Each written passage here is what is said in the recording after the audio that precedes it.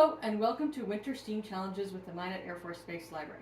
So for this week's challenge, we're going to boil water at room temperature using a little syringe. So let's talk a little bit about what boiling water is first, shall we? So water boils when the vapor pressure, which is the it's the desire of the liquid water to become a gas, is greater than the pressure of the air that is on top of it. So the air that's on top of it sort of keeps it from becoming a gas, essentially. So you can boil water, you can make it boil in two ways. And the main way that you normally do it, like when you're cooking, is that you heat the water, which increases the vapor pressure until it becomes, equal to or greater than the air pressure. But we're going to do the opposite. We're going to reduce the air pressure. So you may have heard, water boils at 212 degrees Fahrenheit or 100 degrees Celsius. But that's at sea level, where air pressure is normal-ish, right? If you go up into the mountains, where there is a lot less air pressure, or not a lot, but there's less air pressure, the water will actually boil at a lower temperature. However, it will just take longer to cook the food. So that's why there's sometimes special high altitude cookbooks, because everything is very different, and regular cookbooks won't work very well. But anyway, so we take our little syringe, put the tip into the water. I'm not going to get a whole lot of water out, maybe about 0.5 cc's. And then I'm going to try to get as much, push the syringe in to get as much of the air out as I can. Oh, there's a big bottle. Let's try that again. There we go.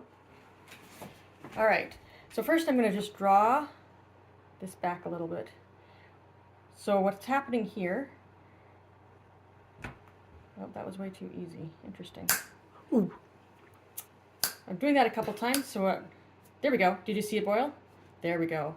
You can see the little droplets form. Let me do it fast first. So when I do it fast, I'm providing more energy in the system, so it's making it easier for bubbles to form. Bubbles sometimes have difficulty forming. There we go. Oh, maybe I should turn it this way so it's a little bit easier to see.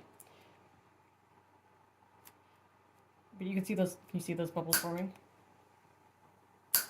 So bubbles sometimes have difficulty forming because you know how snowflakes, you have to have a little bit of something for the snowflake to form around.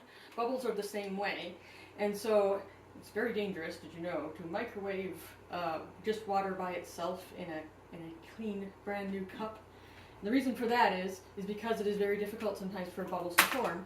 If there's imperfections, like all of my glass mugs, I have all sorts of scratches on them, so the bubbles will form around the scratches, and so it will easily boil.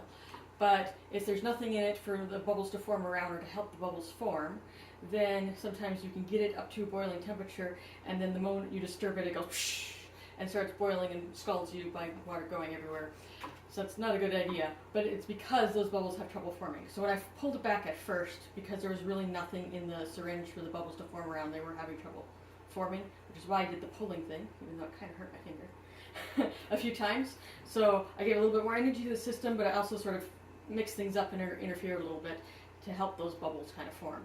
So it's weird, but it is actually boiling water, and it's because, like I said, so it was the water going from a liquid to being a gas. So part of the reason why the air pressure was lower was because I had my finger on it, so it was sort of like creating a vacuum chamber, but with stuff in it. Not actually a vacuum. But air molecules will move further apart and fill all the spaces given to them to fill, essentially. And so if you give them more space by pulling the plunger out, they will fill that more space, and that will reduce the air pressure, so it'll be at a lower pressure overall because the molecules are further apart. And that's basically how you create a very little low air pressure chamber. Now, you can also create a little high air pressure chamber, which can be fun too.